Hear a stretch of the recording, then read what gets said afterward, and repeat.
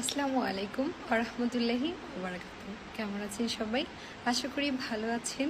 আমিও আল্লাহর অশেষ রহমতে ভালো আছি। আজকে খুবই গুরুত্বপূর্ণ একটি বিষয় নিয়ে কথা বলবো। সেটি হচ্ছে যে আমরা অনেকেই রিলেশনশিপের জন্য আজকাল কেউ শারীরিক কেউ মানসিকভাবে কষ্ট পাচ্ছি। তো আমরা তো সবাই জানি যে মহান আল্লাহ তাআলা আমাদের হায়াত, মওয়াত, রিজিক, এটি বিবাহ এগুলা তার হাতে। তো হচ্ছে আপনি যখন অনেক রিলেশনের ক্ষেত্রে দেখবেন যে 5 বছর রিলেশন, দুজন দুজনকে অনেক চিনে জানে বুঝে সব কিছু, দুজন দুজনকে অনেক ভালোবাসে, সে তারপরেও দুজন একসাথে বিয়েটা হয় না দুজনের। হ্যাঁ, তো আবার অনেকে 2 দিনের পরিচয়ও বিয়ে হয়ে যায়। তো এই জন্য আমরা যখন কোনো সম্পর্কে যাব বা কোনো সম্পর্কে যাওয়ার আগে সবসময় আল্লাহর কাছে আপনি এই দোয়া করবেন যে আল্লাহ আমার সাথে যাকে লিখে রাখছেন তার সাথেই যেন আমার দেখা হয়, তার প্রতিই যেন আমার মায়া হয়, তার সাথেই যেন আমি সারা জীবন কাটাতে পারি।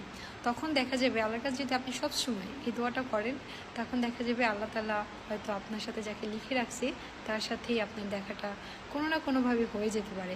বা এটা ভালো না বলেন, আপনি বরঞ্চ আপনার সাথে যার সাথে লেখা নাই তার সাথে আপনার কত মায়া, কত মহব্বত, কত ভালোবাসা, কত স্মৃতি, কিন্তু ওই মানুষটার সাথে আপনার বিয়ে হয় না। আর একটা সময় গিয়ে আপনি অনেক কষ্ট পান। কারণ হচ্ছে কষ্ট এরকম জিনিস যে সহ্য করার মতো না, ভালোবাসার কষ্ট। কেউ যদি কাউকে ভালোবাসে, তাই না?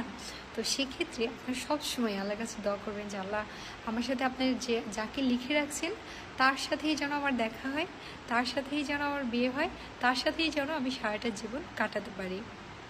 আর হাজব্যান্ড ওয়াইফের মধ্যে আরেকটা কথা বলবো, হাজব্যান্ড ওয়াইফের মধ্যে যে ভালোবাসাটা, এটা তো পবিত্র, তাই না? তো এই পবিত্র ভালোবাসাটা মহান আল্লাহ তাআলা যে হাজব্যান্ড ওয়াইফের মধ্যে দিয়ে রেখেছেন, আমি মনে করি তারা তো লাকি ম্যান।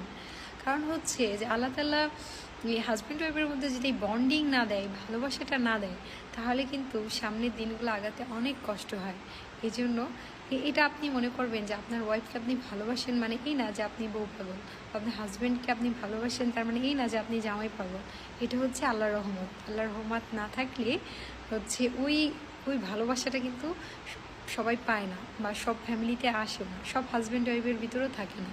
এই জন্য সবসময় অন্তত পছন্দের মানুষটা চিন্তা করার আগে আপনি এই চিন্তাটা করবেন যে আল্লাহ আমাকে যার সাথে লিখে রাখছেন তার সাথেই আমাকে দেখা করিয়ে দেন। আজকে এই পর্যন্তই। ভালো থাকবেন সবাই। আল্লাহ হাফেজ।